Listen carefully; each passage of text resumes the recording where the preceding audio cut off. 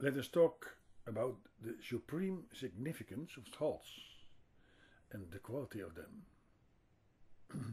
That supreme significance is there, but it is not directly easy to see in a time of many misunderstandings and in a time in which we are very practical. In the great public field, we mostly think in a practical and instrumental way. If we want, for instance, safety, then we think of police, the army, prisons, and so on. These things are all very necessary and important, of course. Also, do we think of regulations, law, and sometimes government officials call for decency, good behavior, and so on. Such a call has a practical intention and meaning, however, namely order in street and state. In every city and state, in every country, and even in every family, we want order, peace, love, and prosperity. And almost everywhere in the Western world, we also have the practical means and conditions for that. Nevertheless, there is need of all these lucky and happy things everywhere. Sometimes there is even more prosperity and peace in poor regions and families, with less practical means. Sometimes even a poor region or family loses peace, etc., when a lot of money comes in. Money for police, prison, food, and infrastructure. But nevertheless, we all know these things. But like the big letters on the map, we don't always see them. So we believe in the practical things. Also, of course, because practical things have a short-term effect. When you are hungry, money for food helps.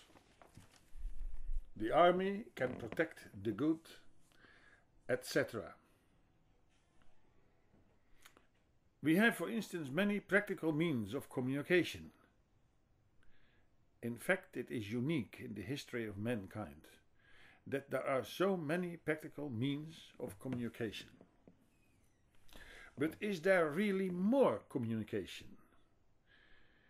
That depends on what we mean by it. But it is certain that deepness of communication depends on deepness of personality. But we may say that together with social media, something else has come. More equality in opinion and more superficiality. It is not abnormal when messages are sent like, "I have just brushed my teeth." Communication is a subject on its own. Here it is used simply as an example that practical means of communication do not always generate more real communication. Sometimes we can even become so practical that it becomes unpractical. Take, for example, training for job application, organized by government. Just like all PR and media training, it leads, of course, in the end, to a general confusion. A confusion of reality and presentation of reality. And thus to less understanding and less effectiveness. We must, of course, not think that practical things as such are not needed. Also, money is needed in the normal and present status quo. But believe in the practical as the clue factor, the ultimate decisive factor concerning peace, prosperity, and so on, is something else. And we have already seen that such faith does not fit with the reality of life.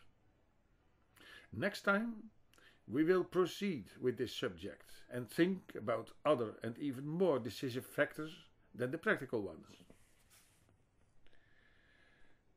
Many concepts are now introduced in this short time.